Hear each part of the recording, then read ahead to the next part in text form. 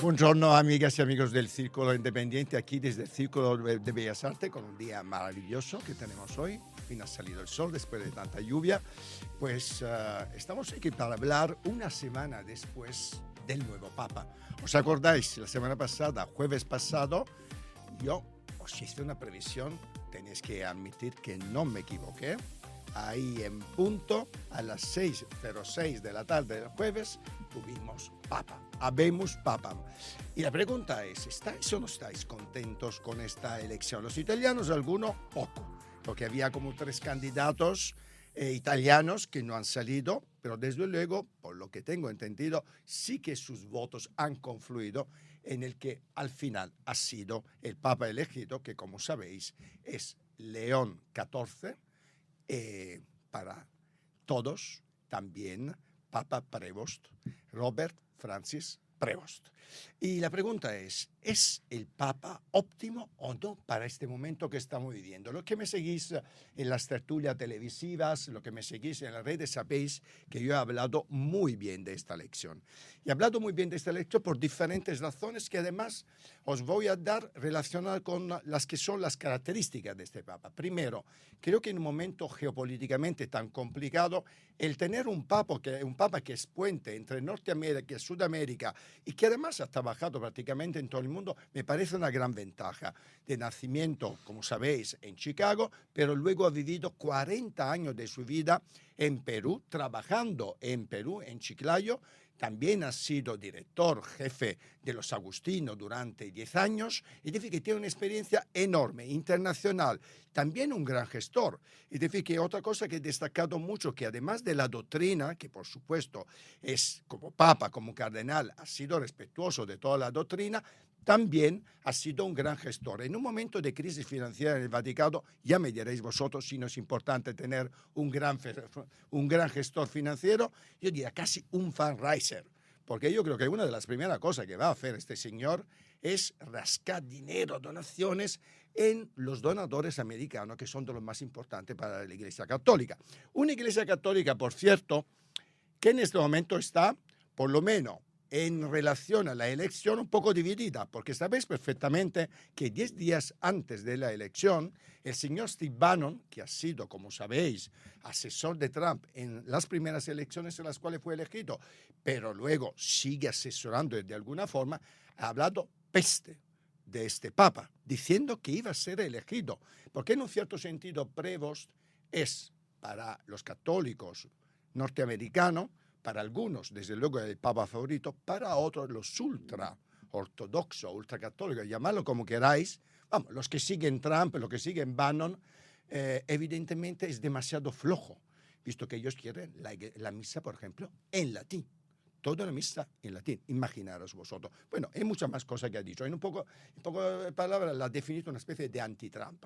Para mí otra cosa importante de este Papa es que realmente creo que va a hacer que la Iglesia vuelva a tener un peso importantísimo en los equilibrios geopolíticos a nivel internacional, en un momento en los cuales lo necesitamos y mucho.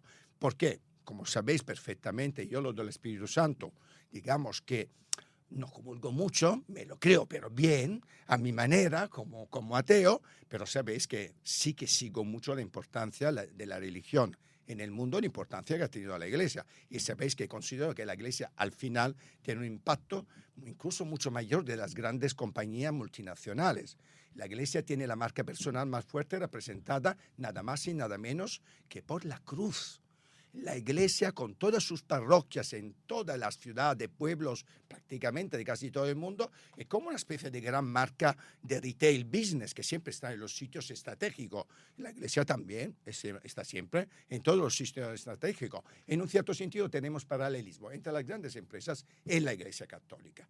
Bueno, pero ahora me callo porque hoy en este programa tengo la suerte de tener un gran experto en esta materia, pero también cura, además de personaje televisivo, visto que presenta un programa de televisión. Antonio Montero Cuenca, sacerdote, Sí. y presentador, director de Pueblo de Dios, un programa de mucho éxito en televisión española. Hola, Prepio. Experto no sé, pero te tengo que preguntar que eso de acertar el cónclave el jueves por la tarde, ¿cómo lo adivinaste? Porque eso que lo estuvimos hablando ya. Bueno, es que yo tengo una especie de bola de cristal y tengo algunos videntes. ¿No tendría tú algún que micrófono dentro de allí No, de la sala ya me de hubiera la gustado. asistida? ¿Te recuerdas que yo en televisión española dije que por un día me gustaría haber sido cardenal, infiltrarme ahí en Buah. los pasillos del cónclave? Sería maravilloso saber Sería lo que maravilloso. se cocía allí dentro. Imagínate, a ti también te Hombre, gustaría, ¿a quién no? ¿no? Yo creo que sí, porque ¿A que sí? yo lo digo, y es que es verdad que expertos eran los que estaban dentro, que al final son los que tenían la responsabilidad y la papeleta literalmente Hombre, sin duda. de saber quién iba a salir allí. Oye, Antonio, primero, así en caliente, visto que ha pasado ya una semana, yo te he dicho lo que pienso del perfil de Sí, León 14. sí. ¿Qué opinas tú? Oye, yo sigo todavía un poco con resaca de cónclave, tengo que reconocerlo, porque es verdad que ya dan noticias incluso ahora con la nueva elección. A mí personalmente me ha encantado. Yo creo que de los 133, de esa tanda de 20 perfiles que se podrían decir que eran papables, era uno de los perfiles que yo había leído que era un poco más interesante. Por lo que ya sabemos, ¿no? No solamente Claro, por haber su nacido, currículum. por el currículum que tenía y por la manera también muy pausada de no llamar la atención que estaba haciendo durante todo el cónclave. Eso también llamaba la atención, no quemaba papeletas. Muy low profile, ¿no? Como se Sí, dice. correcto. Como siempre, muy low profile. Yo creo que ahí acertaron. Yo creo que han acertado. Y no solamente por el mensaje, más que queramos venderlo como una respuesta a Trump, porque es lo que digo también. Trump puede que esté 4 años o el que venga detrás, pero este papá, hay papá para rato, ¿eh? Sin duda. Entonces, no sé hasta qué punto, a la manera que tenemos en la Iglesia de pensar, nosotros pensamos a largo plazo. Es decir, que no podemos venderlo como un némesis de Trump cuando sabemos que detrás de Trump vendrá otro, sea quien sea, ¿eh? Y a mí personalmente me ha encantado por ese estilo propio que tiene, ¿no? Que en el fondo no es un clon. Yo digo, el Espíritu Santo no hace clones. No es digamos, el Francisco II que se ha ido diciendo. Tiene ese acento propio también que va marcando y que no hay que dejarse llevar por las apariencias. Y aunque tengo esperanza, confío. Hay que ver primero ahora cuáles son los primeros pasos que van a dar en la toma de decisiones de nombramiento, sobre todo en esa curia. Importantísimo, Eso es ¿no? importantísimo, porque va a marcar ahí también el trabajo de la Iglesia en los próximos años. ¿Qué te parece, por ejemplo, a propósito de lo que tú dices, qué te parece que ha elegido como su secretario un sacerdote de Chiclayo, un sacerdote peruano que estuvo a su lado durante los muchos años Hombre, que estuvo en esta ciudad del norte de Perú? pues que ha depositado la confianza en alguien que ya conocía y ha depositado la confianza en América Latina, y eso también puede ser otra llamada de atención y otro mensaje. Me parece maravilloso. Él podía haber elegido a quien hubiera querido, porque es verdad que el secretario no se le impone, pero que haya sido de la tierra de donde ha sido obispo y a donde él quería haber regresado, a Perú, si no hubiera sido elegido, pues me parece que es precioso. Además, tú has dicho una cosa para mí absolutamente importante.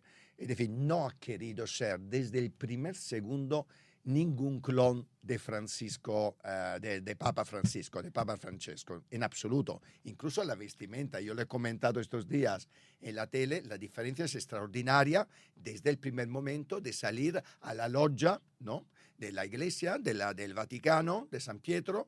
Hemos visto cómo ha salido, digamos, con un traje más tradicional que nos recordaba los otros papas anteriores a Papa Francisco, que salió en cambio pues con su traje blanco y sin prácticamente alejándose un poco de sus antecesores, ¿no? Ahí lo único que ha mantenido eran los zapatos negros cuando salió al balcón de la logia. Con la suela gastada. Gastada ya, gastada como para embarrada. Francisco. Eso me ha gustado. Sí, a mí también. Hombre, es lo que decía, ¿no? No te dejes llevar por las apariencias, porque es verdad que de lo que habría en la sala de las lágrimas, aquel sitio donde el Papa antes de salir al balcón se tiene que revestir, tiene ese momento para oración, es verdad que casi pilló el ajuar completo.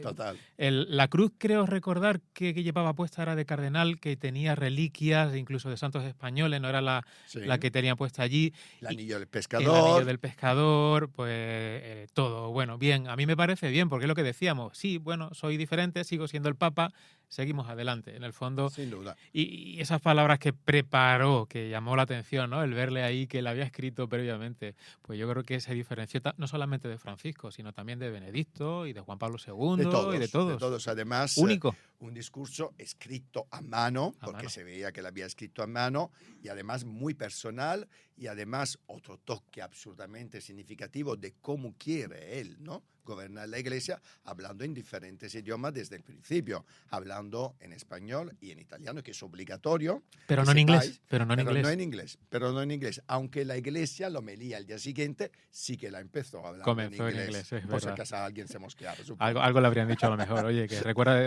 dónde naciste. Oye, Antonio, ¿y cuáles son las primeras medidas que tú crees va a tomar este Papa? Pues mira, yo creo que va a poner orden como buen gestor primero en la curia, en el sentido de tomar decisiones, de dejar trabajar, que es lo que él solía hacer ya antes, a quienes estaban en sus puestos, ir viendo e irá tomando las decisiones. Habrá que ver primero el primer viaje. No sabemos si irá a Turquía como primera decisión. Hablaban también ya la invitación que le habían hecho a México y a tantos otros sitios. Canarias. Canarias, que ya estaba la también. invitación. Eso como viaje. Luego también está el tema del sínodo que se había empezado previamente y aunque el horizonte está en el 2028, continuará preparando lo que es, digamos, el papel de la mujer, no solamente dentro del sínodo, sino en la Iglesia. Y luego también habrá que ver lo que decíamos antes. Él era digamos, el jefe del dicasterio de los obispos, en el sentido de la fábrica de los obispos, para que lo entendamos. Eso. Y en el fondo, ese puesto ha quedado libre. Y es un puesto muy importante. Mucho. Porque es, digamos, el que va a definir el perfil de las distintas diócesis de toda la Iglesia en todo el mundo. Entonces, yo creo que habrá que ir llenando primero esos huecos que ha ido dejando. Y a raíz de ahí no me atrevo tampoco a pensar cuáles son los pasos, porque mira, ha hecho lo que muchos no pensaban, pero yo lo aplaudo. Lo primero que ha hecho es ir a su casa, a la casa de sus hermanos agustinos, que está en la esquina literalmente de la plaza de San Pedro. Sorprendiendo a todo el mundo porque no estaba previsto. No estaba previsto, pero ahí como hacía antes cuando era cardenal.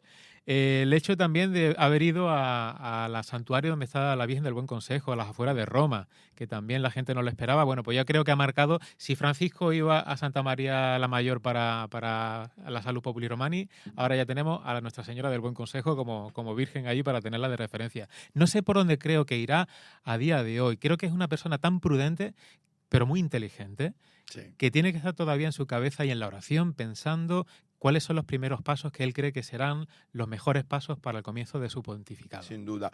Y antes, en mi introducción a nuestra entrevista, he hablado un poco del poder geopolítico, ¿no? O del papel geopolítico que puede tener un papa y que desde mi punto de vista Francisco no ha tenido, aunque ha sido de declaraciones disruptivas, aunque ha sido súper icónico, súper carismático, luego al final, tú lo has dicho en la tele, te he escuchado, luego en realidad reformas, ha hecho más bien poquitas, Papa Francisco. ¿Cuáles crees que va a ser realmente este Papa, por su experiencia, por los primeros signos que hemos visto en sus primeras palabras? ¿Cuál crees que puede ser realmente su papel dentro de un panorama geopolítico tan complicado en el mundo actualmente? Pues fíjate, con todos los frentes que hay abierto y sabiendo que su primera palabra fue la de paz y sigue insistiendo el tema de Ucrania, el de ofrecer incluso el Vaticano como lugar de poder encontrarse, a dialogar y a negociar. Yo creo que por ahí va a poner... Esa imagen súper poderosa de Zelensky y Trump sentados ahí en medio al Vaticano, para mí ha sido extraordinaria. Pues yo creo que va a seguir por ahí, va a seguir poniendo todo el arsenal para desarmar precisamente la guerra con todo lo que se pueda, de toda la artillería diplomática que pueda tener el Vaticano. Yo creo que eso lo va a tener de primeras ahí digamos, en el número 1 del top 3 que tenga, digamos, para tomar decisiones. Pero le ves, ¿verdad?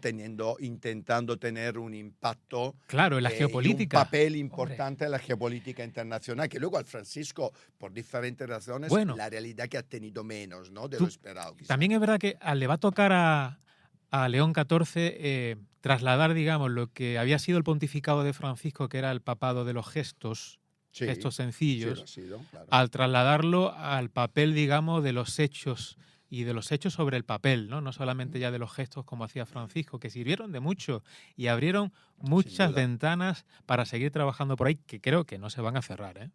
Y la geopolítica en la que vivimos, nos movemos y existimos actualmente, yo creo que va a tener ese peso fundamental de poner no solamente la parte diplomática que ya tiene el Vaticano, sino por su parte, de manera muy personal, desde esa primera llamada que hizo también a Zelensky, y sí, que lo hizo, a que eso se haga una realidad. Porque creo que lo hablaron en las congregaciones generales previamente, el tema de cómo estaba el mundo, y el mundo no está precisamente muy bien.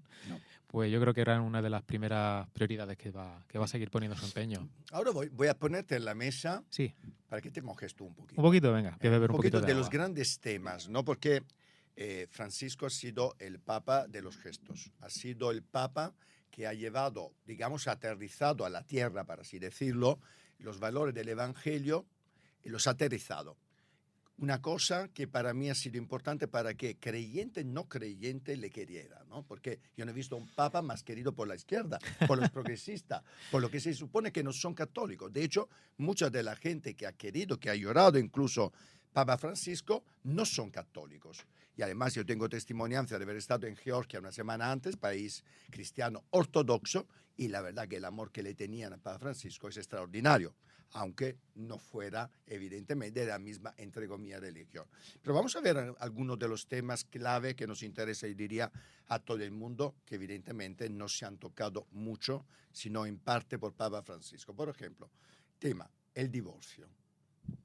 El divorcio, bueno, o las personas vueltas a casar después de divorciado. Efectivamente, el papel de la iglesia, lo que opina la iglesia, lo que hace la iglesia Claro, con los divorciados. es lo que te iba a decir, porque en el fondo lo que hizo Francisco no tocó la doctrina. Es decir, esa parte. No la doctora tocó Únicamente, lo último, que hubo también un poquito de lío, como le gustaba decir a Francisco, Sí. y ahí estaba el cardenal Tuccio, el cardenal argentino también que estaba en la Sí. congregación para la doctrina de la Sí. fe, era el tema de la bendición a personas divorciadas vueltas a casar y personas también del colectivo LGTB, ¿no? De la posibilidad Efectivamente, de... eso era otro de los temas. Lo voy a unir ahí, Sí, porque en el fenomenal. fondo esa bendición que sigue abierta y que sigue todavía efectiva en la Iglesia.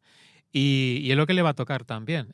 Yo creo que son temas que siguen siendo doctrinalmente muy claros por parte de la Iglesia, que no se ha variado, pero también el tono, el acento con el que se vaya a tratar y también esa parte de diálogo, de acogida, de acompañamiento, que yo creo que lo tenía antes y lo sigue teniendo el que actualmente ya es León XIV, eso lo va a seguir aplicando desde arriba de la jerarquía, pero que es una realidad que ya sabemos que se está acompañando en la Iglesia, no de ahora, sino desde hace muchos años. Y en el fondo el sensus fidei, el final es eso, ¿no? Es el sentir de los fieles, el que hace también eco a esa voz que se hace presente en la Iglesia y que se hará realidad también de manera magisterial en algún momento. Entiendo que va a seguir luchando contra los abusos sexuales en la Iglesia. Sin Supongo, duda, sin evidentemente. duda. Acuérdate lo del sodalicio también, Sí. que en enero también se eliminó ahí en Perú y que él había sido uno de los protagonistas que había ayudado también con los que habían sido víctimas para que desapareciera. No tengo la menor duda de que eso no hay vuelta atrás y que va a seguir también poniendo el mismo empeño, sino más que el anterior Papa, para que los temas que estén ahí todavía enquistados salgan y no solamente se acompañe, sino también el que se acompañe y el que se, bueno, pues no solamente eso, sino que le ayude a las personas que han sido víctimas a resarcirse y la supuesto. compensación dentro de lo que se pueda también. Incluso económica, Ujú. porque eso está todavía para aclarar, por ejemplo, en España, quién va a pagar la indemnización que ya se ha decidido de hacer, ¿no? Con los familiares de los abusados. Es con que ellos tú fíjate mismos. también ahí, porque cuando se habla de la Iglesia no se puede hablar de la Iglesia en general y tú lo sabes bien. En el fondo, cada diócesis o cada congregación es autónoma, económicamente Sí, también. sí. Y es tan difícil el poner también, pues, bueno, ¿a quién le ponen precio al dolor de una víctima? Eso para empezar. Eso para empezar. Y eso no tiene precio. Y segundo, la parte humana de compensación económica, habrá que ver también lo que tú decías, ¿no? Cómo se ponen de acuerdo. Hablamos de España porque es lo que nos toca de cerca, pero es en todo el mundo. Sí, sí. Y cada realidad también es diferente. Pero bueno, yo espero ahí que se pongan de acuerdo y da igual de dónde venga el abuso, de la Iglesia, por supuesto, o fuera de la Iglesia, que quien la haga, que la pague, claro. Hombre, yo espero que sea proactivo, ¿no? Porque hasta ahora, hasta Francisco justamente, la Iglesia ha sido tremendamente reactiva a decisiones de los estados, ¿no? En un cierto sentido. A mí lo que me gustaría es que todos esos temas los abordara directamente la Iglesia de forma proactiva y fuera la Iglesia a proponer cosas para resarcir justamente las víctimas de los abusos sexuales. Que eso yo creo sería un cambio importante de tendencia, ¿no? Ser proactivo en todo esto. Sí. Y a propósito de dinero, a propósito de pasta, ¿no? Hablemos de lo que importa. Hablemos de lo que importa. He dicho antes que una de las cosas que creo que tendrá que hacer este Papa es ser un poco fundraiser, ¿no? Rascar Vale, un poco los bien. bolsillos, Hombre. no sé si a los estados, a los fieles, a quién, No, para hombre. que la Iglesia supere esta crisis económica financiera que parece tiene y bastante grave. Bueno, yo no sé si ahora ya tan grave como en otros lugares, pero es verdad que está en déficit. Eso es una realidad objetiva y eso, bueno, por un lado, alabo que sean transparentes hasta ese punto Hombre, de, por de supuesto. reconocerlo. Es cierto, como tú decías al inicio, que al ser estadounidense pueda abrir puertas de nuevo a que, bueno, pues que haya, digamos, donativos generosos por parte de bienhechores de allí que proceden de Estados Unidos. Ya lo iremos viendo, porque es verdad que el perfil del católico en Estados Unidos, sin generalizar, por supuesto, es un perfil que puede ser un poco más conservador, no es tan... No digo en línea de León XIV, porque el León XIV yo no lo definiría ni a izquierda ni a derecha, sabe jugar en los dos lados, pero Como tiene que ser. como tiene que ser en el centro, pero iremos viendo por lo que te decía, ¿no? Porque es cierto que la gente diría, no, porque como es enemigo, no, digamos, está a favor de Trump. Bueno, eso lo iremos viendo también, pero es cierto también que lo que decía, no se puede vender ni como némesis de Trump y la gente lo sabe. Es decir, el católico, el fiel de Estados Unidos, el que tenga un poco de idea se dará cuenta que lo que decíamos antes, que al final un político está los años que le haya tocado porque le hayamos elegido y luego se va. O no se va, eso depende Sí, también del depende país. de los electores. Y a veces incluso hasta del país, que se empeñen en seguir. Pero en este caso me refiero, sin salirnos, en Estados Unidos ya lo saben. ¿Y qué van a apoyar? A un jefe de... Es que hay dos jefes de Estado de Estados Unidos. Que es lo que decíamos, es que ha eclipsado el Papa León XIV durante un tiempo al quien pensábamos que era el emperador Sí, del señor. mundo, que Bueno, es de Trump. quién se piensa que es el Bueno, emperador del mundo. Y el Papa incluso, que con la Sí, foto efectivamente, sí, que señor. hizo con inteligencia artificial. Efectivamente. Y eso lo saben los fieles, y eso se dan cuenta. Y espero también que lo que tú preguntabas, la parte económica, pues el óbolo de San Pedro, que en el fondo es el 29 de junio, que es un donativo particular, que va para la Santa Sede, para lo que decida el Papa, pues que eso pueda ir creciendo y en el fondo lo que es, digamos, el presupuesto, estabilizarlo. Bueno, a propósito del otro emperador, del ¿Cuál otro de ellos? tío que con inteligencia artificial se disfrazó de papa. Hombre, Bueno, tú sabes que él madre está mía. ahora mismo en una tournée como un cantante, una estrella de cine, en este caso un emperador o lo que quiere ser, por los países de Oriente Medio. Acaba de estar en Arabia por el Saudí, acaba de estar en Qatar, en Arabia Saudí, probablemente lo habrás visto porque en todos los telediarios, todos los informativos ha salido este señor, bueno, en televisión española incluso en directo se ha dado todo su discurso, parece que se ha comprometido el Estado saudí a darle inversiones por 600.000 millones de dólares. Y un avioncito, ¿no? 600.000 millones. Bueno, y un avión que cuesta 400 millones de dólares. Bien, entonces, ahora haciendo un poco una especie de revertir un poquito las posiciones. ¿Tú te ves al Papa León XIV Mira, en turné por no, el mundo, no. rascando bolsillas a todos los mandatarios? Lo tengo clarísimo. Mira, yo te digo, es que no me vas a comparar con perdón, pido perdón de antemano, una diva, con alguien que es A propósito sensato. de Eurovisión, visto que estamos en He semana colado. Eurovisiva, te has colado. He colado Bien, Eurovisión. Melody, que besito. también la iglesia está contigo. Que lo sepas. Incluso un cura. Hombre, hay que estar en Sí, el mundo. no, No somos del mundo, pero hay que bien, estar en el bien. mundo, ¿eh? Así que ya lo sabes, Melody. Ya Entonces, tienes la bendición. eso es lo que te digo. En el fondo, es que Trump, en el fondo, es eso. Luego también no va a pasar por Israel, o al menos no se espera que pase por Israel, que eso también es un mensaje a Netanyahu. Ya Parece iremos que en este viendo. momento están un poco ahí crispados. Sí, tienen que crispados. reconciliarse. Bueno, también tienen motivo. Pero no me veo yo al padre Robert, a Roberto, como le llaman la gente que le Roberto, conoce y que le tienen mucho cariño y trato.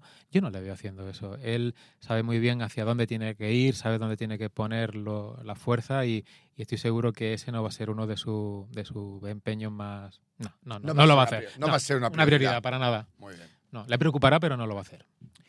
Hablamos de la salud de la iglesia. Dame tu foto actual. Tú eres cura, tú das misa, tú conoces a los fieles.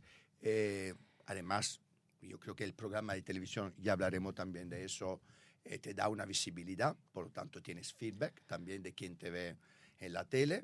¿Cuál es desde tu punto de vista? ¿Cómo definirías la salud actual de la Iglesia Católica? Pues mira, te diría que hay una foto por cada continente y casi por cada país. Y luego lo hablaremos, ¿no? El programa en el fondo viajamos por todo el mundo, literalmente.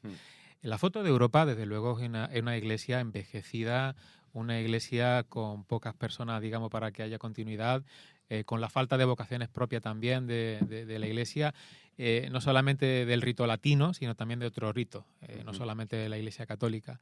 Y es una foto envejecida, pero también con un brote, no sé si llamarlo verde, pero un brote nuevo de gente joven que durante un tiempo pensábamos que no, pero sigue también con hambre de espiritualidad, de trascendencia. Y eso sí que yo al menos lo voy palpando en algunos de los sitios en los que estoy yendo, ¿no? Las iglesias siguen, digamos, es un campo de canas. Solamente se ven canas en el sentido, hay gente joven obviamente, pero que la mayoría suelen ser ya mayores. Y esa es la foto de Europa. Si te vas, por ejemplo, a África o América o a Asia, ya la foto cambia. Ahí se rejuvenece, ¿no? Se han hecho un lifting, no es inteligencia artificial, es verdadero. Allí la gente es más joven, la familia va al completo todavía por convicción propia, no por imposición. Y lo viven con una alegría, las iglesias y los templos están llenos y eso se nota. Entonces vemos el contraste de una iglesia envejecida y la iglesia, y voy a poner ahora el ejemplo de América, porque de ahí viene el nuevo Papa, que digamos que sigue viva a pesar de las dificultades y que nos da una lección a nosotros aquí en Europa. ¿Por qué se han Mucho. vaciado las iglesias en Europa? Yo creo En que España, por ejemplo. el mensaje sigue siendo válido, el mensaje sigue, si somos auténticos y fieles, sigue siendo válido, que en el fondo es el del Evangelio, no el que tú te inventes, no el que yo diga o me invente. Otra cosa es el cómo lo transmitimos y el cómo, digamos, lo hacemos llegar a no solamente al pueblo fiel que acude cada domingo a la Eucaristía, sino a todas aquellas personas que no vienen precisamente el domingo a misa. Y en eso sí que es verdad que todavía nos queda aquí, y voy a hablar de España en concreto, nos queda todavía mucho por aprender. Hay gente muy buena, y eso se nota también en esos templos que se van llenando todavía, que se ha enriquecido además con esa presencia de migrantes que viene de América Latina y de tantos otros sitios, que ha enriquecido la iglesia aquí en España.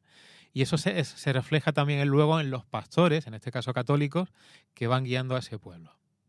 Y hablamos ahora de tu faceta televisiva, Me mediática, encanta. que además estos días has sido una de las estrellas.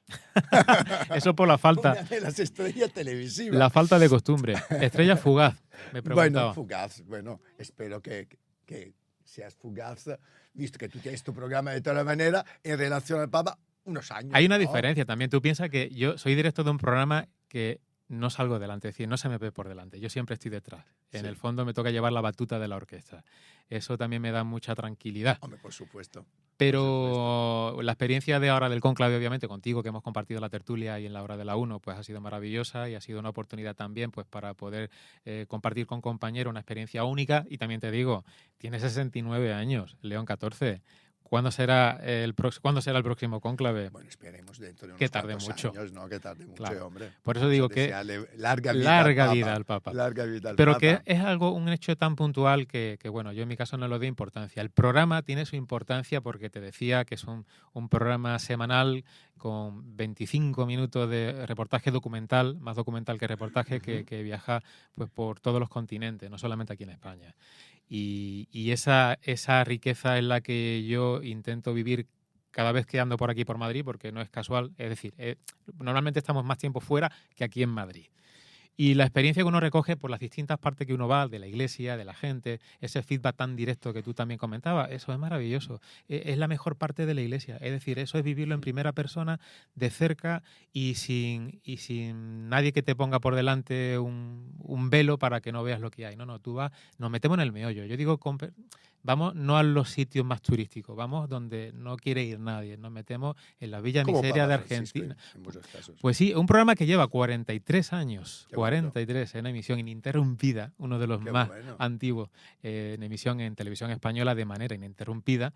Y que precisamente, mira, el lunes santo llegamos de Argentina. Habíamos estado grabando el lugar donde había sido bautizado el Papa Francisco, circunstancias, estábamos con los salesianos y sabíamos que había estado malo, se había recuperado, pero habíamos estado en Villa Miseria, que es donde el Papa Francisco también le gustaba, había estado también conociendo. Y esa es la realidad del pueblo de Dios, y el pueblo de Dios con mayúsculas. Es no solamente la jerarquía de lo que nos gusta hablar del salseo de que si el Papa, que si los cardenales o los obispos, no. Realmente el pueblo de Dios es tan amplio y llega a tantos sitios donde no llega nadie, que ahí está la mayor riqueza de la iglesia. Sin duda.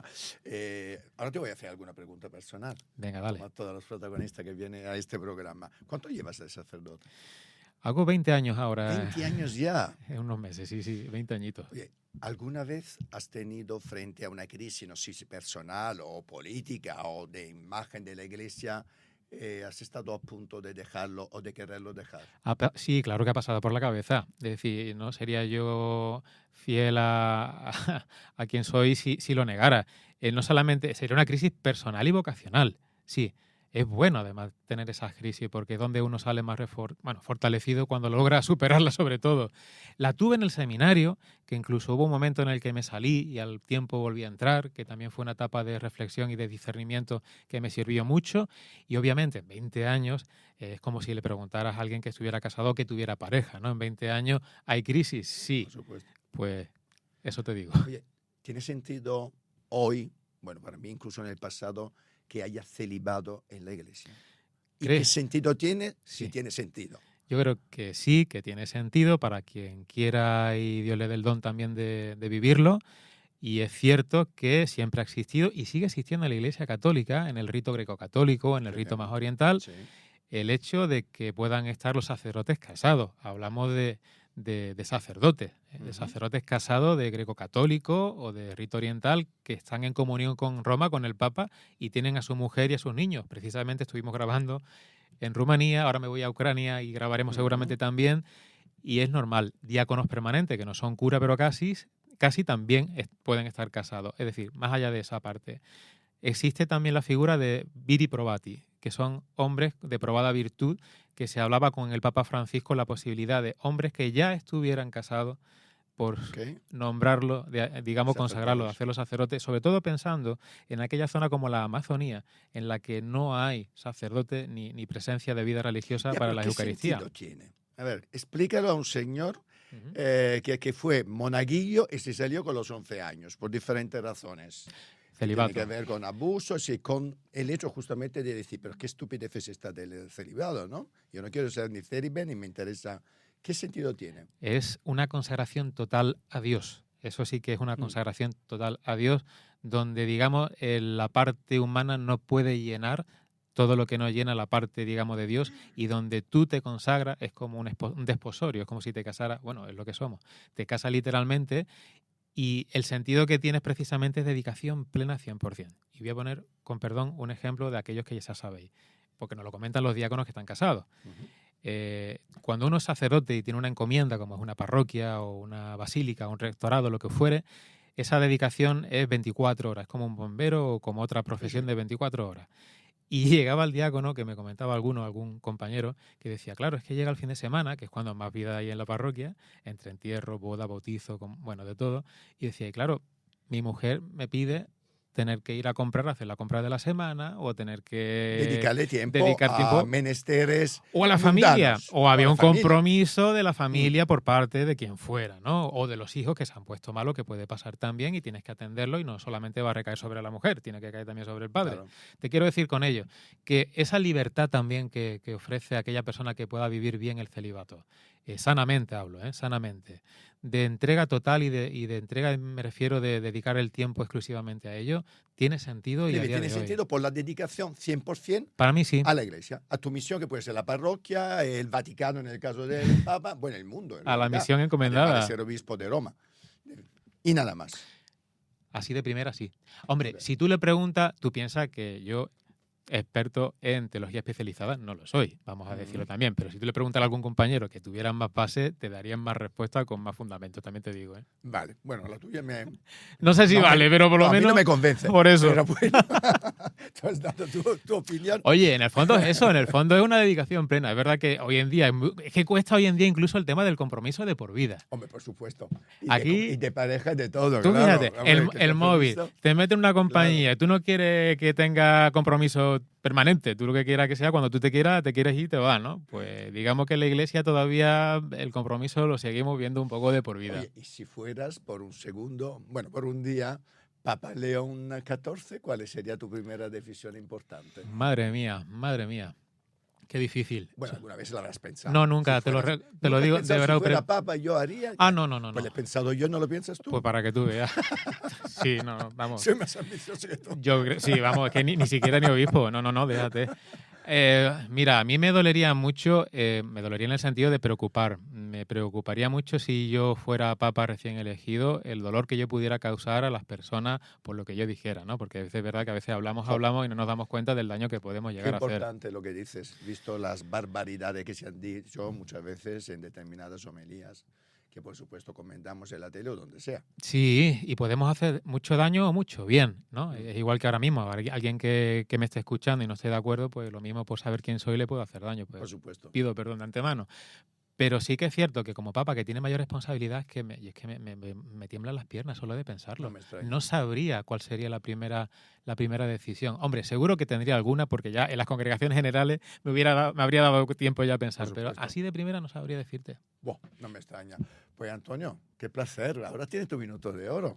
Minuto. Ahí tienes tus fieles o futuros fieles o público televisivo para decir en ese minuto lo que te apetezca. Muchas gracias. Bueno, yo lo que os pido sinceramente es que si queréis ver una iglesia distinta, me refiero a lo que hemos vendido con el cónclave, que es la de siempre, la de toda la vida, en Televisión Española, en la 2, después de la misa, a las 11:30, hay un programa de 43 años que se llama Pueblo de Dios y que sigue visitando, no solamente en las misiones, sino conociendo las realidades más preciosas y bonitas de la iglesia. Esa iglesia que llega al corazón de los creyentes y de los no creyentes. Así que nada, ahí tenéis una ventana abierta al mundo y cuando queráis nos vemos allí. Pues Antonio, muchísimas gracias. A ti. Y os he dicho exactamente lo que os he dicho antes de esta entrevista. Pueblo de Dios también, como muchas cosas de la iglesia, pues seguro que os va a gustar, incluso a los que no sois creyentes. Un abrazo.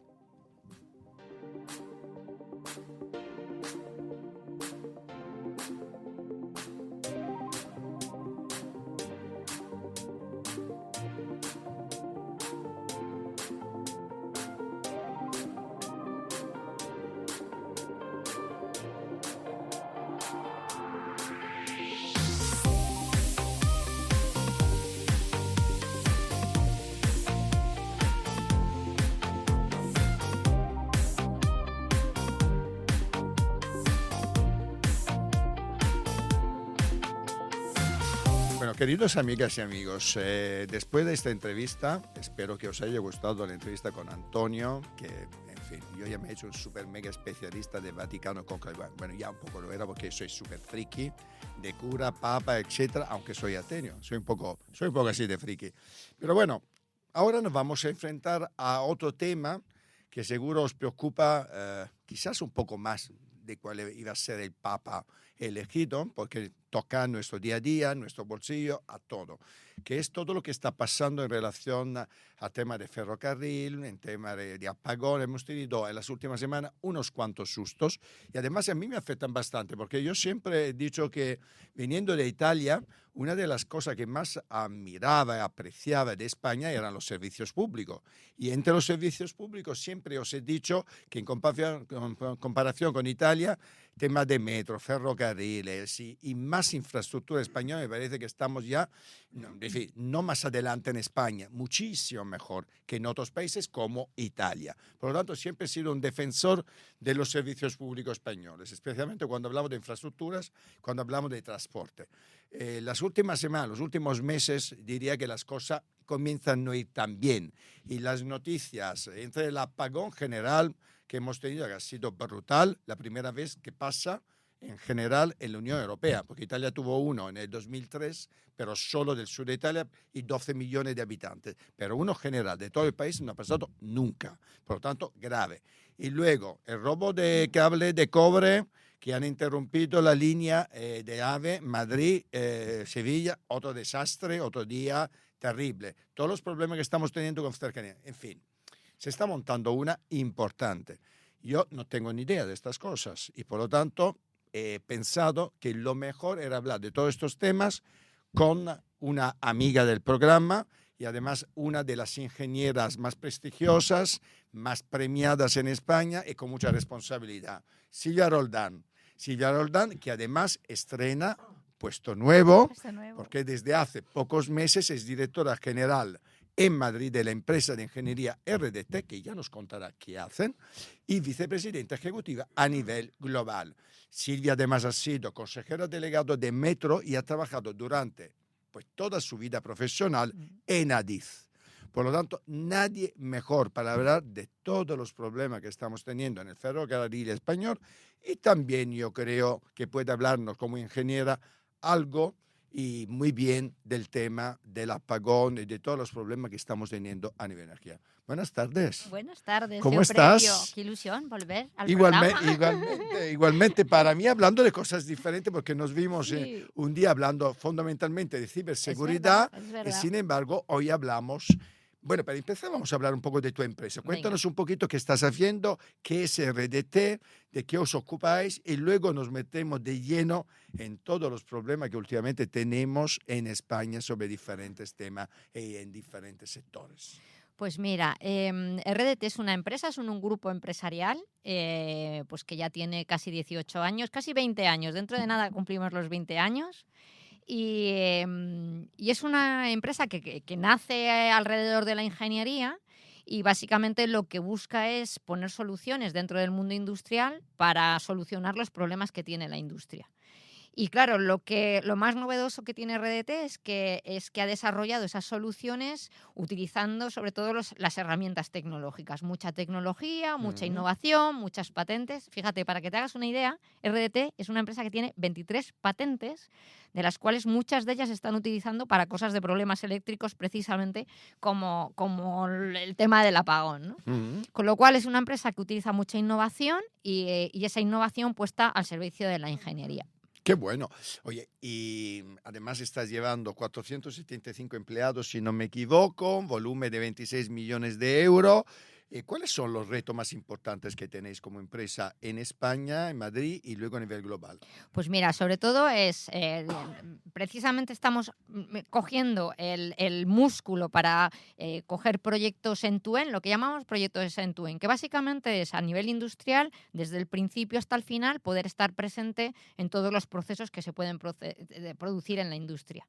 Pero es que estamos hablando de todos los sectores, porque industria es que lo encontramos en todos los sectores, en el aeronáutico, ahora el de defensa, que está tan moderno, Está súper de moda. Súper de moda el de defensa, en el sector del ferrocarril, en el de las nuevas tecnologías, con lo cual, bueno, hay un portfolio muy amplio, cada vez más amplio, de proyectos y de servicios. El crecimiento se consigue gracias a un crecimiento orgánico e inorgánico. Hacemos mucha compra de empresa para incorporar nuevos servicios, nuevos clientes. Y bueno, somos ya un partner de referencia de muchos grandes clientes. O sea, y hablamos de Hablaremos grandes un poquito, clientes. y dime una cosa, ¿y estás echando algo de menos la función pública? Porque claro, tú estuviste muchos años en Adif, Sí. hablaremos mucho de Adif, claro, para hablar un poco de la situación en España, que ahora mismo es un poco complicada. Luego estuviste consejera delegada en Metro, la primera mujer consejera delegada de una empresa extraordinaria, además histórica, y por lo tanto empresa pública perteneciente a la Comunidad de Madrid. Luego volviste a DIF, estuviste en una etapa en la Consejería de Digitalización, si no me equivoco, de la Comunidad de Madrid, y luego has vuelto a la empresa privada. ¿Echas un poco de menos la función pública o ya te has olvidado de tu paso por el sector público, para las empresas públicas? Mira, trabajar en el sector público es, para los que nos gusta lo complicado y, como digo yo, gestionar crisis, pues es emocionante. O sea, yo os tengo que confesar, vamos, que el día del apagón, yo viendo cómo trabajaban los equipos de Metro, que como Madre no, los mía. llevo en el corazón, Claro. pues es que se me saltaban las lagrimitas, No me porque es que extraña. me parecen, pues eso, ¿no?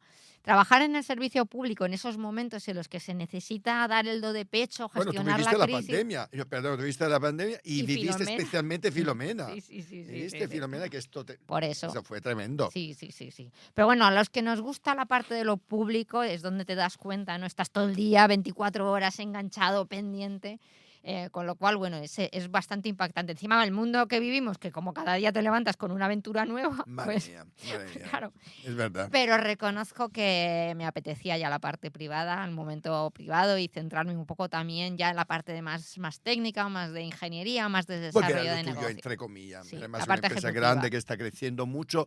Hablamos un poco de la situación. Yo he dicho antes, empezando este programa, que yo he sido siempre muy defensor de los servicios públicos españoles, especialmente las infraestructuras, que para mí, en comparación con otros países, por ejemplo, el metro de Madrid, en comparación con metros de otros países, es como fantasciencia, ciencia ficción para muchos, ¿no? Especialmente mirando a mi país. Me parece que de los mejores metros, pero igual el ferrocarril siempre me ha parecido que estábamos un poco, incluso a veces me han molestado algunas críticas que constantemente el público hace a los servicios públicos. Sin embargo, parece que los últimos meses, la verdad, las críticas son merecidas. ¿Qué está pasando, por ejemplo? Tú vienes de Adif, has trabajado muchísimos años en Adif y por lo tanto nadie como tú puede valorar lo que está pasando en este momento en este sector.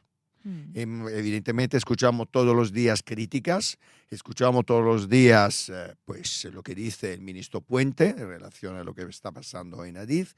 Me gustaría saber tu valoración de lo que está pasando en relación a los servicios ligados al ferrocarril.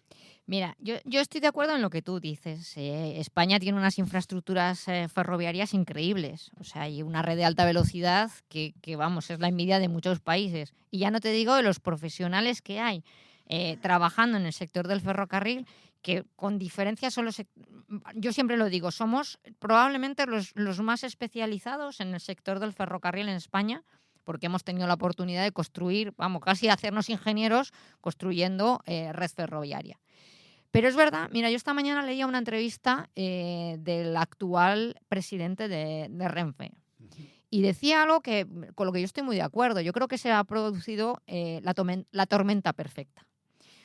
Años en los que no se ha hecho una inversión en la reposición de activos. La red ferroviaria ya tiene unos años y los activos cada vez tienen que renovarse con más frecuencia, o se tienen que renovar, llegan a su final de vida útil y hay que renovarlos. Se ha hecho una falta de inversión, o se ha realizado esa falta de inversión en los últimos años, junto con la entrada de fondos que de pronto han empezado a hacer renovaciones, como digo yo, en casi toda la red, ¿no? Y han empezado, pues hemos visto actuaciones en estaciones muy importantes, en la red ferroviaria, entonces ha sido como la tormenta perfecta. Eso, junto con el proceso de liberalización, bueno, pues ha juntado todo para que, y esto es así, ya sabes que la ley de Murphy siempre da, cuando empiezan las cosas a funcionar mal, de repente parece que todo va siempre mal, ¿no? Pero yo creo que es lo que ha juntado un poco que nos encontremos en esta situación. Con lo cual, yo estoy absolutamente de acuerdo con el diagnóstico que hacía esta mañana el presidente de Renfe, ¿no? Y que es necesario, pues eso, centrarnos más en el ciudadano y en el usuario y en la gestión de esas crisis. Ya, pero no me gusta buscar culpables, pero en situaciones de este tipo sí que hay que buscar un poquito para prevenir, además, problemas incluso mayores de lo que hemos tenido de alguna forma. ¿Quién tiene la culpa? Porque, claro, efectivamente, tú has hablado de la liberalización del sector. Ahora mismo, algo que debería ser fantástico para los que utilizamos el tren de alta velocidad especialmente, tenemos no solo la opción AVE, tenemos la opción Irio, italiana, la opción Ouigo, francesa, y tenemos diversificado y liberalizado el sector. Pero la pregunta es, a esta liberalización y por lo tanto a un uso todavía mayor de la red de alta velocidad, ¿se ha hecho una versión que podía soportar este aumento de tráfico?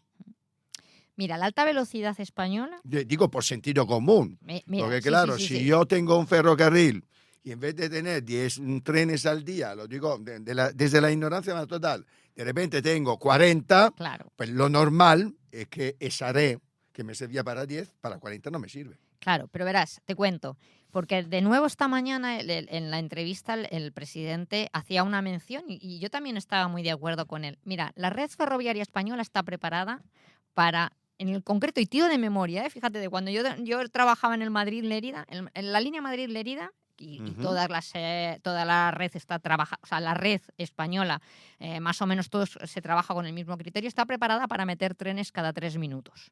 ¿Cada 3 minutos? Cada 3 minutos. Wow. ¿Por qué? Porque estamos hablando de una infraestructura que está diseñada para poder circular a 350 kilómetros por hora Vale. y con unos sistemas de señalización RTMS nivel 2 que me permite esa regularidad respecto a trenes.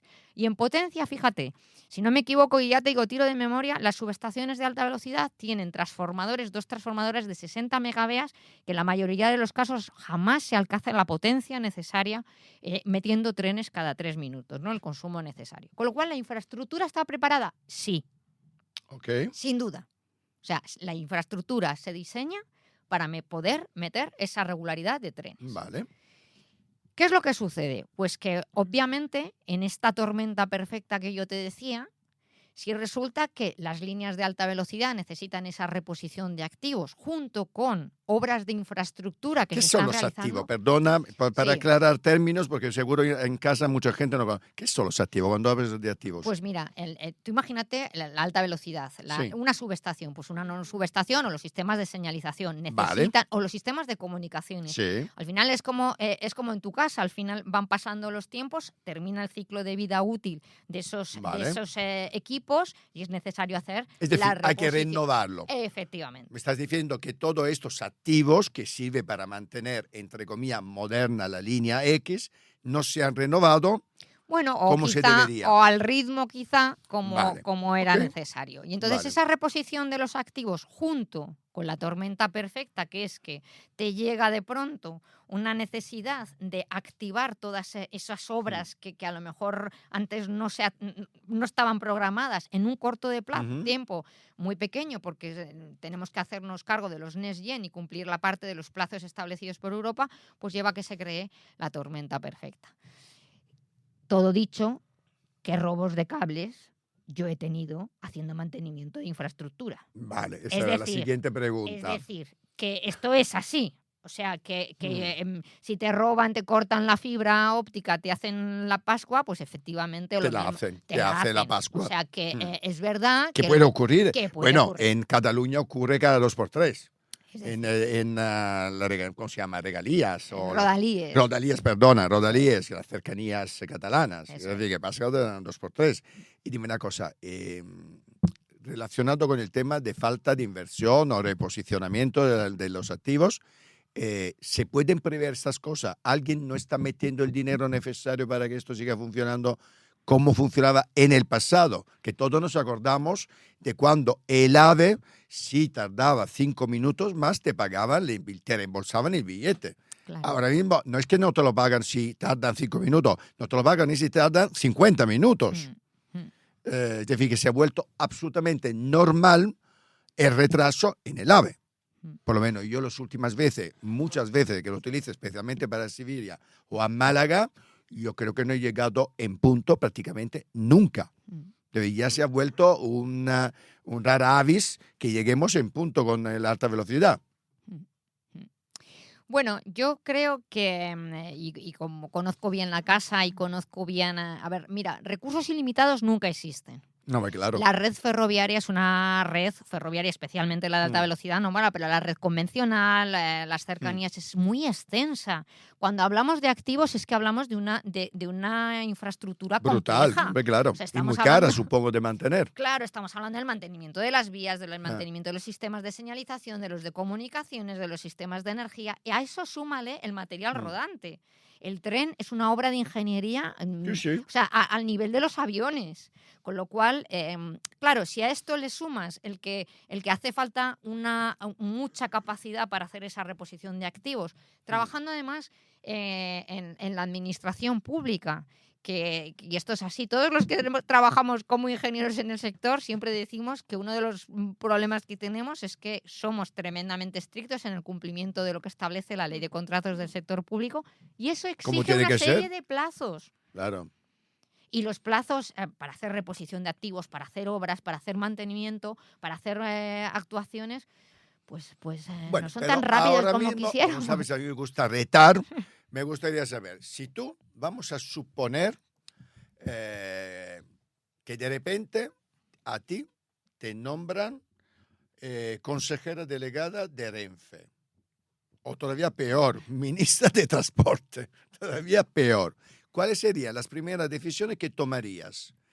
Pues mira, yo creo que hacer un análisis en profundidad y una auditoría de los fallos que se están produciendo y las razones, encontrar esa causa raíz, ¿no? De los fallos. Aunque me parece que tú lo tienes bastante Más claro. o menos, pero más bueno, o menos. encontrar bien y empezar a partir de ahí, hacer una programación técnica, que estoy segura que es lo que se está haciendo, ¿eh? O sea, no lo dudo, Espero. porque entre otras cosas, Espero. vamos, ha sido mi casa muchos años y os puedo asegurar que los profesionales que hay son increíbles y el conocimiento que tienen del sector es tremendo. Bueno, no O serán sea los que- enchufados. No. Perdona si me meto también en esto, porque No, hemos no. visto que hay algún enchufado que ni va a trabajar. Seguro, En- seguro. espero que no sean Pero muchos. con los ingenieros que trabajan allí... Es decir, que los que trabajan Sí, son buenos y son muy buenos trabajan bien. profesionales Vale. y bueno, y ya te puedo asegurar, vamos, estoy absolutamente segura que están en ese proceso, ¿no? Hmm. De ser capaces de sacar todos los proyectos necesarios pues para acelerar ese proceso de renovación de activos. Oye, una de las primeras reacciones en caliente, como casi siempre,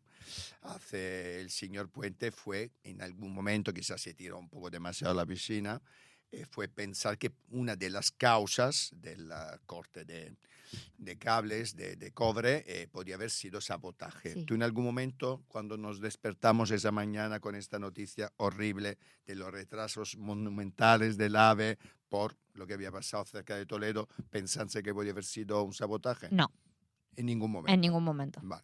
En ningún momento, pero también te voy a decir que yo cuento con ventaja. Porque yo, haciendo mantenimiento de la red ferroviaria, claro, yo he vivido muchas unos cuantos situaciones años. en las que te venían a cortar el cable de 750 voltios y te hacían la Pascua. Oye, O y sea- otra pregunta utópica y una pregunta un poco retórica. ¿Es posible controlar para que eso no ocurra? ¿O es imposible? Estamos en las manos de los ladrones. No, mira, Porque esto pasa cada 2x3. a ver, es posible. Es posible. Y la realidad es que ahora hay medios tecnológicos que nos permiten subir el nivel para poder hacer estas cosas. Ujú. O sea, yo creo que ahora tenemos soluciones tecnológicas, estamos hablando de drones, estamos hablando de cámaras, estamos hablando de un salto en la parte tecnológica que permita, ¿no? Ujú. Pues ampliar eso. Más allá de que existen las patrullas que controlan efectivamente, o sea, y esto, o sea, lo tienen, patrullas especiales que controlan y que el tema de la seguridad, pero es que estamos hablando de muchos kilómetros. Es que son muchos kilómetros. Y zonas que son muy complicadas de acceder y que de pronto te hacen un corte en una fibra y te provocan un problema Sí, tremendo. Es que es Con tremendo. lo cual Es que es tremendo. la infraestructura es demasiado extensa, demasiado amplia y dentro siempre se pueden hacer más cosas. O sea, siempre, pero claro, no digo Sí, ni pero los- el control o la supervisión al 100% es imposible, porque Es tampoco imposible. puedes tener el 100% cámaras que Sí. controle el 100% de Eso la es. línea, supongo.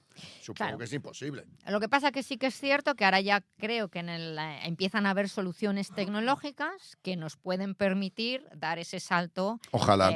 pues bueno, pues para asegurar más que no se Ojalá, porque producen. creo que lo vamos a necesitar, desde luego. Bueno, cambiamos de Venga, crisis. crisis, De otra que- crisis. Como te ¿Has hemos visto? llamado para solucionar crisis. Este apagón. El ¿Dónde estabas tú? apagón. A las 12:33 del día del apagón. Pues mira, estaba saliendo de una reunión y estaba sacando el coche del parking, Y te pilló en un parking. en un parking. Y entonces, además, no levantaba la barrera. Y entonces el señor del parking quita la barrera y bueno, se ha ido la luz, se ha ido la luz. Claro, cuando salimos, estábamos aquí en el centro de la ciudad y cuando salimos, la oficina nosotros la tenemos en Alcobendas y nos íbamos de camino a Alcobendas, yo claro, el primer semáforo, el segundo, el tercero, Avenida América, la M30, yo claro, ya digo, bueno, aquí pasa algo, aquí. Y te voy a confesar una cosa, yo he vivido tantas crisis que en ese momento yo pensé, Dios mío, nos están haciendo un ataque. Esto es un ataque, esto es imposible, porque claro, yo empecé a recibir los mensajes de esto, no sé cómo, íbamos en el coche, ya iba conduciéndome el CEO del grupo y le llamó a su hijo y le dice, no, que ha habido un apagón en toda España, que esto es general para toda España. Y yo digo, no puede ser. No puede ser. Digo, esto es un ciberataque, lo primero que pensé. Digo, seguro que es un ciberataque. Con lo cual, que fíjate lo que Bueno, es. esto es lo que pensaba mucha gente. Incluso Sí. la CNN, la primera cosa que dijo que había sido un ciberataque. Sí. Bueno, dijo que incluso lo había dicho von der Leyen. desde Europa, cosa Sí, que luego sí, se sí. reveló Es que verdad no que ese era, mensaje era sí, falso. era falso, Sí, sí, efectivamente, sí. que era una fake news.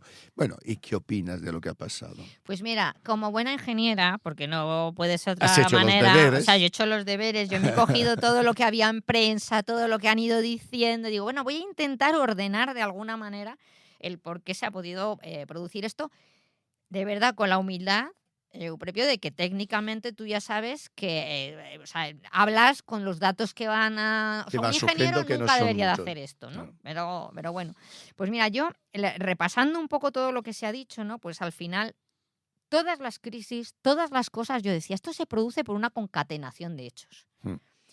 Afortunadamente, se producen las cosas así, porque si no, imagínate que ante un accidente o ante una crisis algo pasara por el fallo de repente de alguien que ha desconectado una cosa. Entonces, sí que nos tendríamos que echar a temblar. Entonces, o sea, en la base o sobre la base de que tenemos una infraestructura, creo, potente, segura, robusta, bueno, pues ¿por qué ha sucedido esto? Bueno, pues analizando un poco qué posible concatenación de hechos, lo primero que me encuentro, ¿no? Y nosotros estamos conectados, tenemos una conexión a Francia, y entonces se habla de la posibilidad de que haya habido una primera desconexión con Francia, ¿no? Pues por un fenómeno que se llama, fíjate, lo he cogido, grid galloping, que son vibraciones en las líneas eléctricas por calor y viento. Entonces, probablemente se puede producir una desconexión inicial que provoca que en ese momento la península queda aislada respecto a esa interconexión que tenemos con Francia. Ya os digo que esto es una posible hipótesis, Sí, ¿no? porque una cosa que se ha dicho, que evidentemente yo desconocía completamente, es que todos los países en un cierto sentido estamos interconectados. Eso es, efectivamente. Correcto. Eso Portugal es. está interconectada con España, España con Francia, y supongo, como una especie de efecto dominó, Eso es. estamos conectados con todo el mundo. Eso es. Y Más además, o menos. fíjate, la red eléctrica tiene una forma de funcionar y tiene que ser así, en el que tiene que haber un equilibrio siempre entre demanda y oferta. Ok. Siempre tiene Bien. que estar equilibrada. Entonces, esa conexión con Francia lo que nos permite es que cuando se necesita más puede entrar y cuando necesitas dar Puede salir. salir. Es decir, que los dos efectivamente. países en un cierto sentido pueden funcionar de forma solidaria, Eso entre es. comillas, que Eso cuando es. nos necesita Francia le mandamos nosotros energía Eso es. y viceversa, Eso ¿correcto? es, eso es. Vale. Entonces, sí que es cierto que analizando un poco los datos, esa capacidad de interconexión en España con Europa está limitada entre un 3 y un 5% de la potencia de conexión Vale. o sea, instalada, cuando lo que nos dice la Unión Europea es que tiene que ser un 10%. Bien, primer fallo, ¿Vale? O sea, entre comillas. bueno. O sea, yo Ya, estoy pero poniendo esto de datos... No, pero esto de qué depende. Vamos a ver, si la Unión Europea nos dice que tiene que ser un 10, supongo para estar más seguros, ¿correcto? Sí. Y tenemos un 3, de 3 a 5, se supone que no estamos respetando, entre comillas, las reglas que nos han puesto. Claro, pero fíjate, si echamos de memoria histórica, a lo mejor puedes recordar tú cuando se hablaba de una famosa conexión que Macron dijo que no quería hacer. Sí, me acuerdo. Entonces yo creo que viene un poco, ¿no? de que esas infraestructuras Que no se han hecho. no solamente se necesita el acuerdo de que España quiera hacerlas, sino también tiene que haber colaboración. Un acuerdo con Francia. Con lo cual yo, o sea, tirando un poco de lo que recuerdo. Sí, me acuerdo de lo que dices.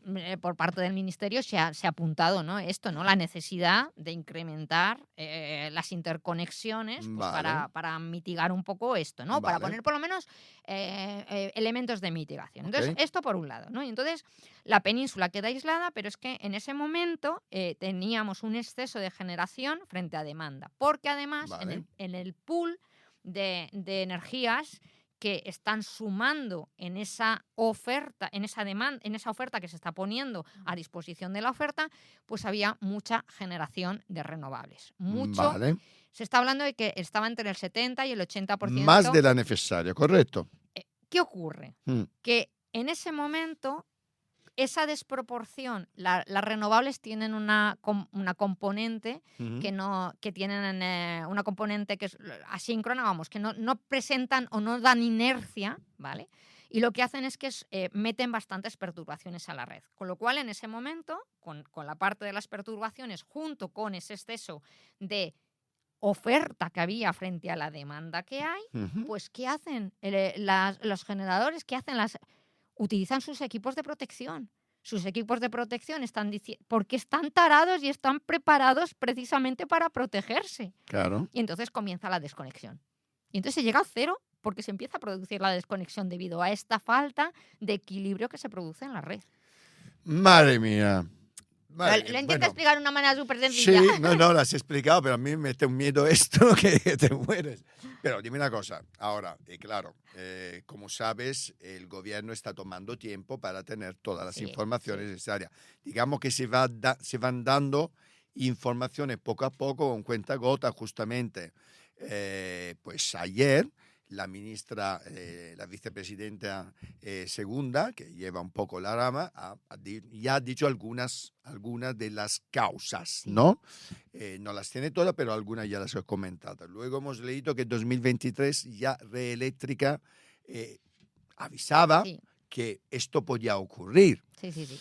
Entonces, claro, es verdad que seguro que ha habido una situación multifactorial que ha provocado este caos, pero también que es verdad que es la primera vez que esto pasa en la Unión Europea. Y anda que no hay países que están peor que nosotros a nivel de infraestructura, a nivel de fuentes de energía, etcétera, etcétera. Desde tu punto de vista, además habiendo trabajado en lo público y en lo privado, ¿crees que aquí tiene que haber se tienen que pedir responsabilidades? Bueno, a ver, el hecho es que la realidad es que el hecho ha sido muy grave. O sea, Hombre, vamos a partir de que ha habido ha sido 5 gravísimo. Fallecidos y hay muchas pérdidas económicas. Y repito, es la primera vez que pasa en la Unión Europea, que ya también a nivel reputacional muy bonito no es.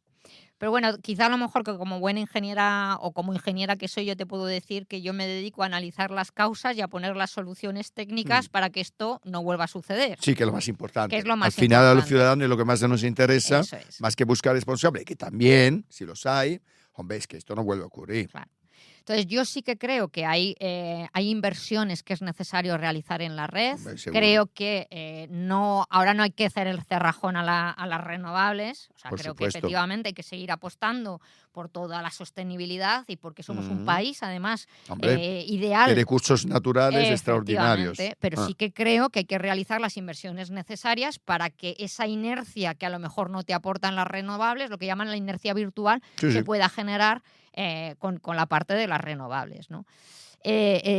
Bueno, pues esto es un poco volvemos a... ¿Estás más a favor del mix de fuentes de energía o concentrar más en una fuente que otra?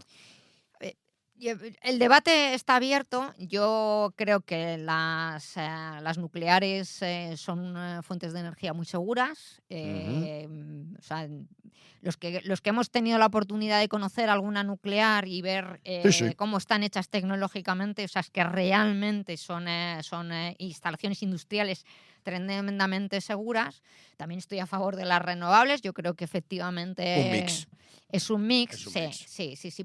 Pero también creo que es necesario hacer una reflexión. Yo esto lo llevo diciendo desde hace mucho tiempo. Cuando nosotros nos encontramos no sé si recuerdas en Metro el tema de la energía y demás. Claro. Yo ya decía, es que tenemos que hacer una reflexión de cómo está la regulación respecto a cómo se paga la energía, quién contribuye, quién no contribuye. O sea, hay que hacer una reflexión, ¿no? De que a lo mejor ha llegado el momento de revisarlo. Sí, yo creo que sí. ¿El debate público cómo lo has visto? ¿Cómo lo has vivido? Pues mira, sorprendida porque aquí, pero ahora esto es el chascarrillo, aquí uno te habla del cónclave, de lo que ha pasado en el AVE y del ferrocarril. Yo fíjate que te digo, me he tenido que estudiar en detalle técnicamente para encontrar la forma razonable y además hablando con todo el cuidado de que esto es una posible hipótesis porque es muy complicado. No se me ocurriría a mí, no. Pero bueno, creo que me sorprende eso de que van a tardar mucho en saberlo, ¿no? ¿Te sorprende? Sí, eso me sorprende. Porque yo creo que ahora mismo hay suficiente información como para dar un poco un diagnóstico para de tener, lo que ha pasado. Sí. Otra cosa está en que, oye, se quiere hacer un análisis detallado y demás, ¿no? Pero el otro día leía que decían que iban a tardar 6 meses. Digo, caray, pues... Demasiado. Me parece bastante. Demasiado. Sí. Oye, ¿cómo has vivido tú ahora? Dejámoslo ya las crisis. Vamos a ver, por lo menos puedes un poquito contar algo de ti, más, por lo menos personalmente. ¿Cómo has vivido tú de ingeniera en sectores tan masculinos Sí. como el ferrocarril y todo ese sector que es prácticamente de directivos, fundamentalmente. Como has sido tú siendo, por ejemplo, la primera consejera delegada de Metro en un ambiente absolutamente masculinizado, espero no machista, pero desde luego mujeres, y he visto poquitas Poquitas, en sí. el metro. Y Ejecutivas en general hay ejecutivas pocas. En general hay poquitas. Hay poquitas, sí, sí. ¿Cómo has yo creo- vivido tú en medio a este sector tan masculino? Pues mira, yo creo que a mí me encanta la ingeniería, me encanta el ferrocarril. Yo digo, se me caen las lágrimas cada vez que yo veo un tren. ¿Qué le vamos a hacer? Esto es así. O sea, el sector engancha. A mí me ha gustado mucho el trabajo de ejecutivo, o sea, y creo que yo soy eso, un ejecutivo, con lo cual he tenido la oportunidad de trabajar en lo que me gustaba.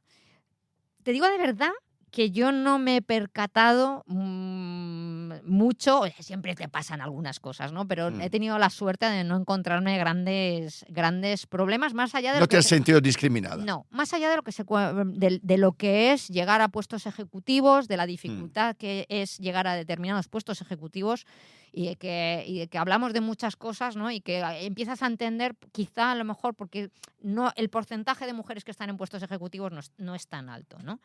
Fíjate, yo hace poquito decía, yo siempre he sido de las ingenieras que decía que no estaba de acuerdo con el tema de las cuotas. Hasta que en vida ejecutiva he dicho, oye, pues empiezo a pensar que a lo mejor esto hoy de momento no es tan malo. Hombre, No es tan malo. vamos, tú sabes lo que pienso, ¿no? Hombre, yo tampoco estoy a favor de las cuotas, pero han sido absolutamente fundamentales para abrirnos a que en determinados sectores haya mujeres. Lo tengo clarísimo. Sí. Sin cuota no estaríamos donde estamos ahora. Sí. Otra cosa que el mundo ideal es que no debería haber cuota y que se funcionara solo por méritos, ¿no? Sí, sí, Con una meritocracia absolutamente total. Pero bueno, ya sabemos perfectamente que sin cuota en muchísimos sectores no hubiéramos tenido mujeres directivas. Pero fíjate, es que yo el otro día, respecto al tema de la meritocracia, y estoy absolutamente de acuerdo, de que en determinadas posiciones, en general, en todas las posiciones, tienen que estar los mejores, Por los más supuesto. preparados y los más cualificados, siempre, sean hombres o mujeres. Pero yo decía, anda que yo no he tenido jefes o he trabajado con directivos que no eran los más preparados. Vamos, inútiles. Y eran hombres. Que Con algunos lo sí cual hubieras dicen, tenido. oye, la meritocracia, sí, hombre, pero para todos igual. Bueno, y en política hay más inútiles que... A ver, ¿echas de menos tu paso por la política? No. No, bien. No. Sí, porque ahí seguro que habrás visto una falta de meritocracia así, ¿no? Mira, echo de menos mucho el servicio público. Eso, Bueno, pero el servicio el día a público, día, eso de estar enganchado. Fíjate, ¿sabes qué pasa? Que yo creo que el servicio público lo prestamos también cuando trabajamos en empresas Puede privadas ser, y trabajamos sí, con sí, valores, fíjate. Yo a veces creo que esta historia de la vocación de servicio de muchos políticos, etcétera, a veces yo creo que desconocemos o no le damos importancia al servicio público que hacemos muchos que trabajamos en empresa privada y viceversa, exaltamos el servicio público que hacen muchos políticos que a veces que el servicio público que hacen es bastante negativo. Sí, pero bueno, sí. Oye, Silvia, me quedé aquí 1 hora más para hablar contigo, pero ya te ha llegado el momento Fenomenal. de tu minuto o minutos de hora de tu cámara para hablar con quien te apetece, con tus clientes, con tu público, que tú tienes muchos fans, me Sí. consta, que tienes unas redes sociales así de seguidores, por favor. Pues nada, yo primero darte las gracias, Eupropio, por invitarme y que además ya sabes que habla de ingeniería y a mí me encanta. Y nada, deciros y animaros a que entréis en nuestra página, en RDT, y que veáis un poco en qué trabajamos en nuestros sectores. Tengo que decirlo y lo digo así muy orgullosa, ¿no? Que somos probablemente una de las ingenierías más potentes dentro del sector industrial y las que trabajamos con más propuestas tecnológicas, ya te digo, 23 patentes, soluciones para la monitorización y para el control de la integridad de los cables de alta tensión subterráneos que estamos ahora exportando a otros países, con lo cual Bueno, yo creo que merece la pena pues que se ojee bien, porque yo estoy convencida de que vamos a poder trabajar todavía con muchos más clientes y muchos más partners de los Pues que tenemos. fantástico, pues muchísimas gracias. Gracias a ti. Bueno, y a vosotros, después de este programa tan intenso, de este jueves de San Isidro, que como habéis visto, aquí no descansamos, os damos un abrazo y nos vemos pues mañana viernes con unas entrevistas muy interesantes.